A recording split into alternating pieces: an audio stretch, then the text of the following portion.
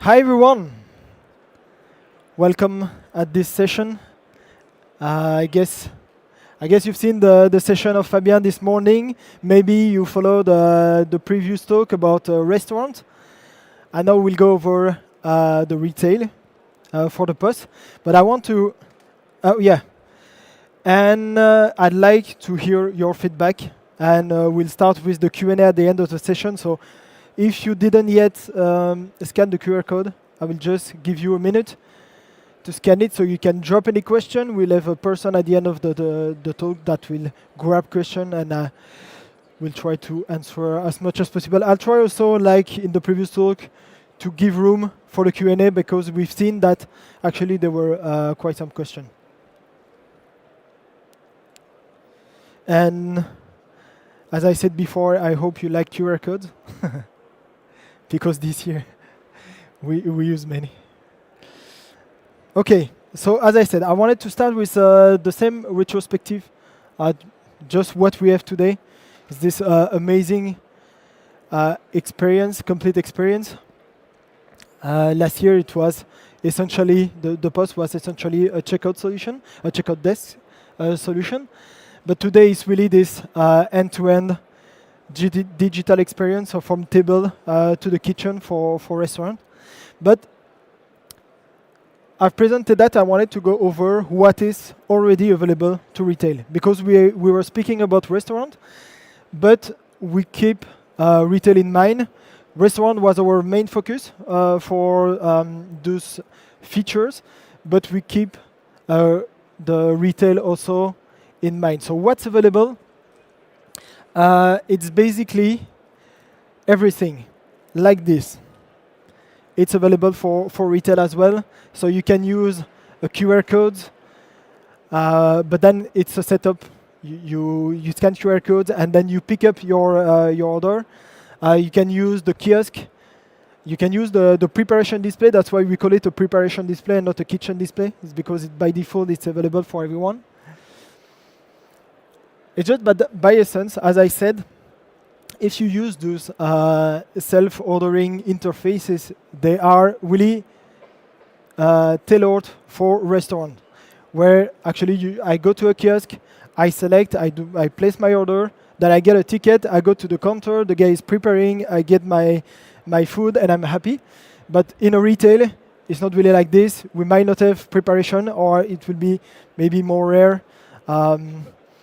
So you might prefer to have a kiosk at the end of your shop, so the guys can select or scan the different products they have in their cart, and then pay and then leave the shop. So that's obviously something that we will do. So adding support for barcode scanner, that's one of the things. But now I want to picture something with you. Let's imagine that we enter a shop, and for now you can use the scanner. You just take a scanner at the entrance, you scan all your barcode, then you go to the kiosk, you give it back, and then you complete the checkout and you pay for your orders. But let's imagine that instead of that you have a QR code. You scan it, you arrive in the self-ordering interface with barcode scanner capabilities.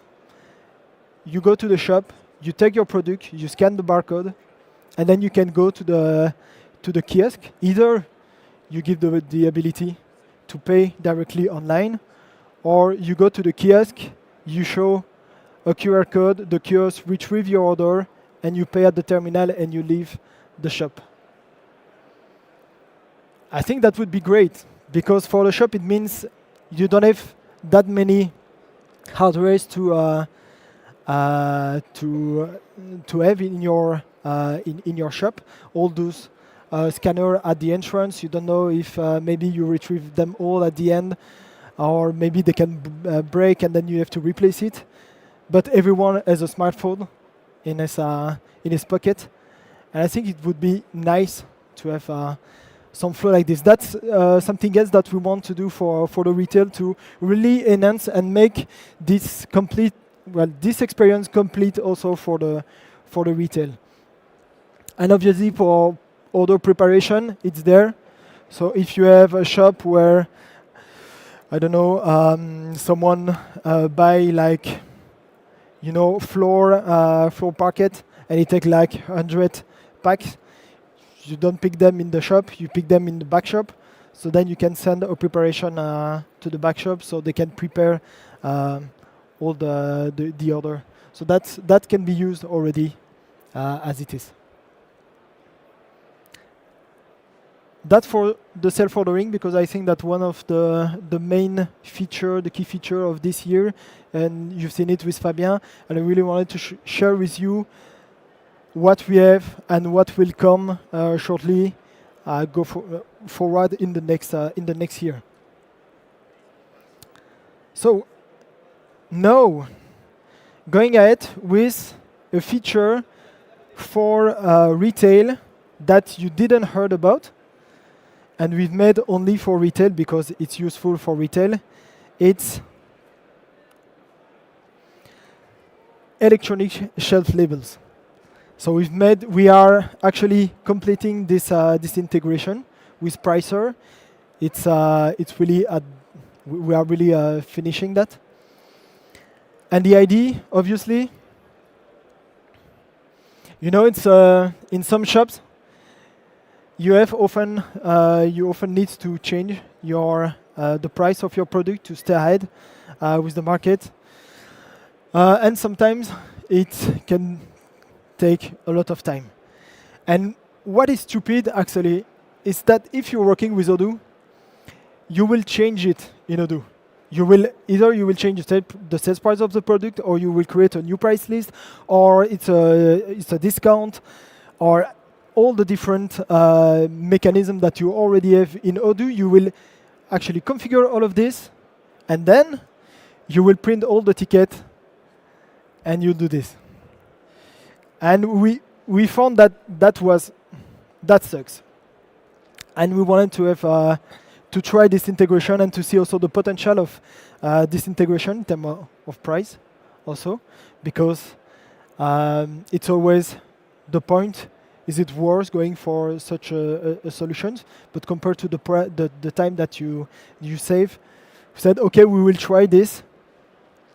I cannot make a demonstration here on stage because we are finishing that. But actually, we can make a demonstration at the bar. So for everyone in Brussels, if you are interested about that, just come see us at the product booth. We are just next to the bar.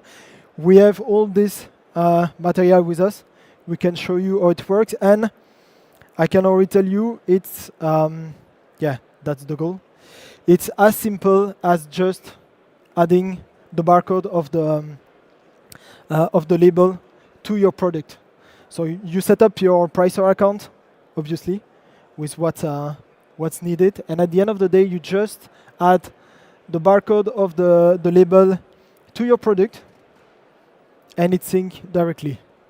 You make a change of price, it syncs directly, or you can delay, for instance, if you want to actually change all the price during the night. You leave your shop, you enjoy the evening, the prices are changing, you come back in the morning and it's done. Don't have to print, don't have to replace any price. So that's, I guess, it's pretty cool. So yes, that's Pricer. And again, if you want a demonstration, feel free to come. And also feel free to try everything at the bar. It's there for that. We have many things. It's more for restaurant, as I said, but actually, you can already try it and maybe give you ideas for retail if you want to use it as is. Next things, yes, it's about sharing orders. And it's not just about sharing, finding a past orders. It's also about sharing open orders. So let's just make a quick demonstration. So I have a shop here, and I have two desks, two checkout desks. And for the first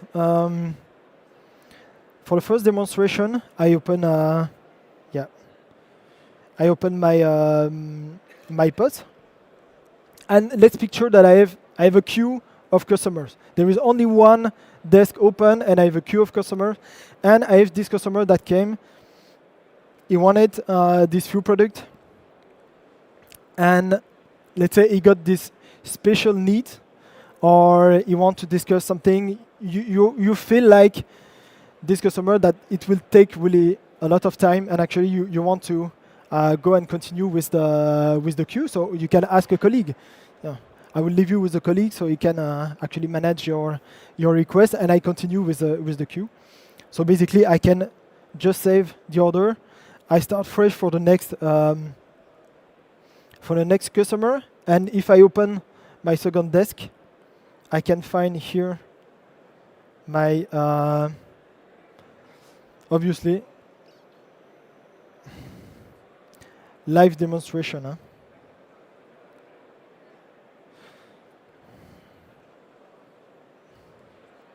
I just want to make sure that it's not related to the Wi-Fi, because that looks like a remake of Apple when they unveiled FaceTime, and Steve Jobs had to ask everyone to turn off their Wi-Fi. Today is pretty packed with the Wi-Fi, but I will just try again, because that's I don't think I will find so.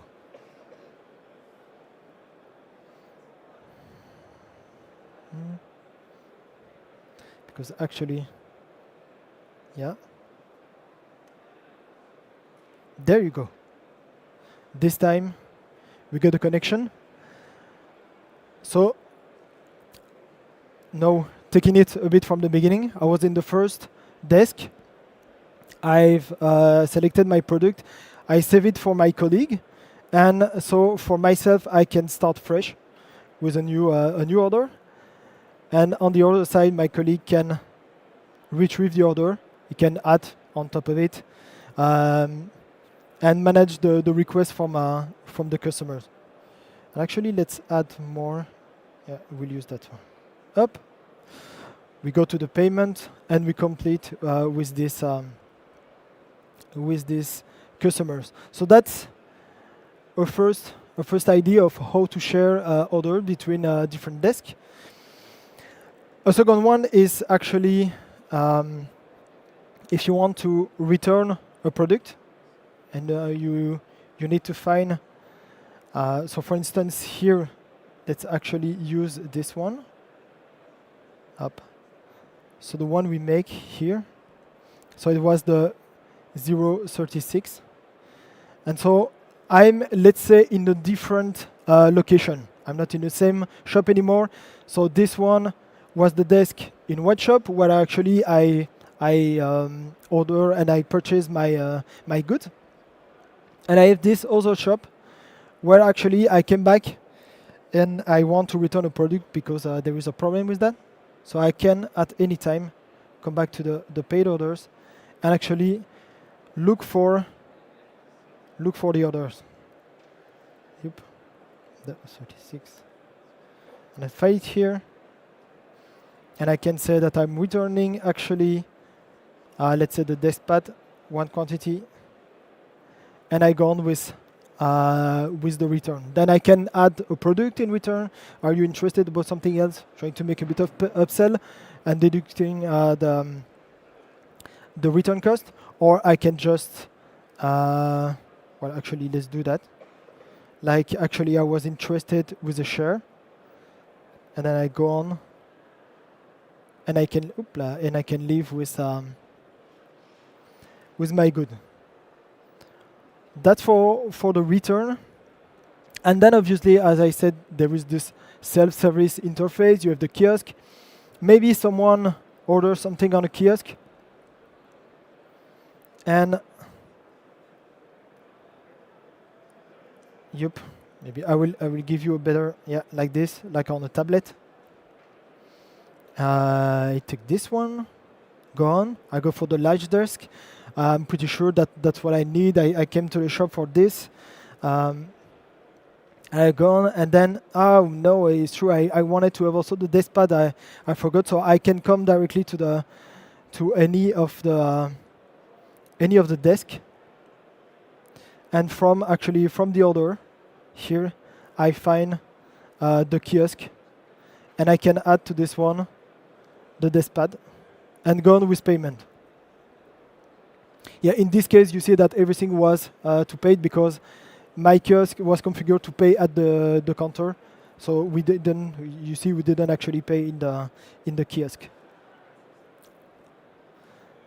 So that's the thing I wanted to show, because we've made some change with that, with all this this whole interface. We wanted to have this all integration where you are not stick to one location, and you can really be flexible with sharing orders. So coming again to the payment, if you were in the previous, yeah, I'll go quick also because 10 minutes. In the previous talk, I went to this, but I only show 2. Actually, I want to show you 4. So rapidly, there is this. So the pay by QR code.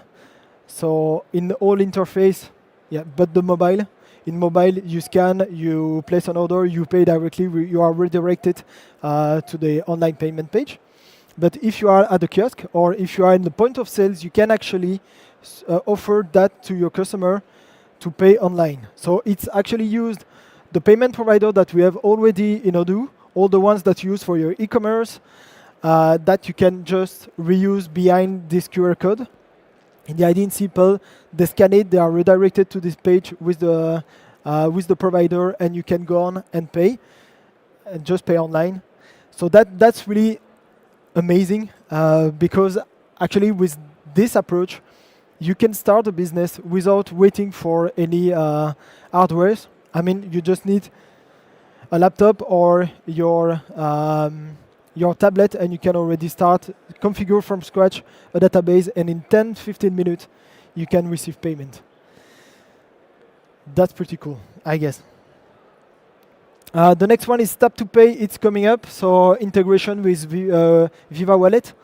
That's essentially in Europe. But the idea is to use this all abilities where you can turn your smartphone into a terminal. So you don't have to buy a terminal. You just install the app, and then you can actually pay. The customer can come with their card, tap it to your smartphone, and to receive the payment. So that's cool. It's coming in the next weeks. It will be available retroactively in 17. The next one I wanted to mention, this one, because that was a long road with this one. We have integration with 6 for a long time. Originally, it needed the IoT. If you don't know what the IoT is, it's a middleware that is essential for Odoo to discuss, because it's a web application, and like every web application, we cannot discuss with hardware like this, otherwise Facebook will know everything you have in your house. So we understand why it's blocked. So we have the IoT, which is this middleware. It's a physical IoT. Actually, not so physical. I will come back to it later. So for 6, we actually get rid of the IoT to have a link directly, so less hardware, so you can use terminal. But the problem is that over the past months, there have been restrictions from web browsers, or Chrome, Firefox. They restricted the way we can discuss with hardware. And 6, we are still waiting for what they will suggest as a solution. So we decided to come back with the IoT so that we unblock, especially Switzerland, which was really in need of this one. Next one for Latin America, it's Mercado Pago. We wanted to bring already that for 17. Unfortunately, it was a bit delayed. Well, when you see all those goodness, it's made by 10%, only 10% for everything that you are seeing here. So we delayed it a bit. I think it should be available by the end of the year, but that's coming in the next month. That's for the payment. I try to go quick because there is only 10 minutes left, and you might have a lot of questions. So virtual IoT. So actually, IoT is not anymore just physical. It's virtual. You can install it on Windows. It's free. It's already available. And it's more convenient to non-techies because actually you don't have to know how to manage driver on a Linux hardware. Actually, here is Windows. So if you install a printer and it's recognized by Windows, it will work with the IoT. So that's little pitch, a bit quick with this. And I wanted to mention this last one, which is the print anywhere. So today, actually, you can print in Odoo any document. So anybody can print any document anywhere. So if you have different printers, so based on the report type, based on the customer preference, you prefer to print on that printer, not that one. So if you are in manufacturing, that's essentially for manufacturing why we need that, but it's available for everyone. Sometimes you have to print at the other site or in a different unit. Now it's there, and you can easily print in different locations. And since there is 5 minutes, I think we'll go quick to the Q&A. Yeah, sorry, I was were longer than I expected. Hello. So here, the first question is it possible to select an invoice in the POS that was already created and delivered in the sales application? That was delivered in the sales application, yes. Yes, you just bring the order in the POS. We have for a year now also the ability to print an invoice for a past order. Okay. So yes. Okay, nice. So is there no live inventory update for POS? Live inventory, yes.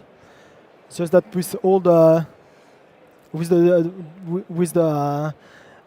the different integration at that point, we still don't really recommend, but it's available also for a year. Okay. Because it's faster by posting at the end of the session. Okay. Oh, sorry. Oh yeah, okay, okay. Right. So that the QR code is available again for the one that didn't at the opportunity to scan it. So is part payment possible? Reserve product, pay part, and the rest later? Yeah. So you can, yeah, allez, rapidly. If I just select here, you know, when I payment by default, we just select, and I have one payment method, but we select the total. But if you have multiple, you could just split, saying I pay by cash that much, then I continue with, with the terminal. So is there any new hardware compatibility improvements, especially for post-receipt printer? We have Epson, and we are working with, the POS work by default with the POS protocol, which represent most of the Epson GAM for us, brand, sorry. For us, it's it's wide and it's good. Okay. So electronic shelf labels, can you have different prices in different stores? Yeah, definitely. So we can, if you are here in Brussels, we can show you that at the booth. But yes. Electronic shelf labels, do the prices take into account promotions, such as minus 10%, not saved in price list, but as a promotion campaign, I suppose? Yes. Okay. Yes. Is it possible to add or remove customer to the loyalty program from the post screen?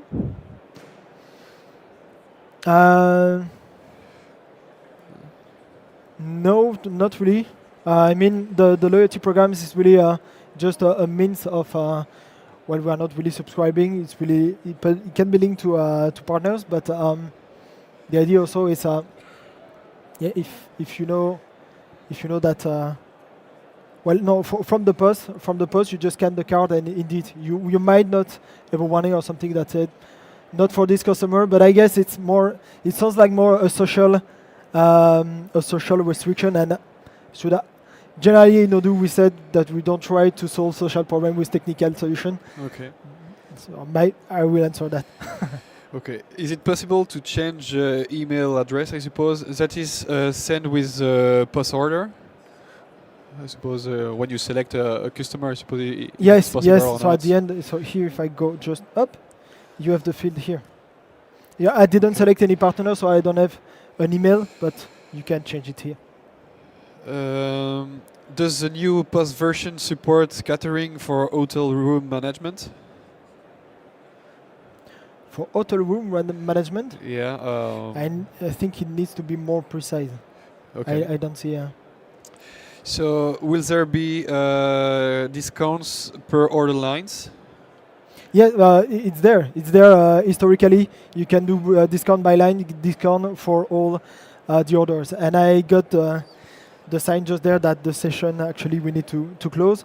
Maybe one question quickly. Yeah. Yeah? No? Okay. It's No, done? no, it's Okay, done, so- it's over. Thanks everyone.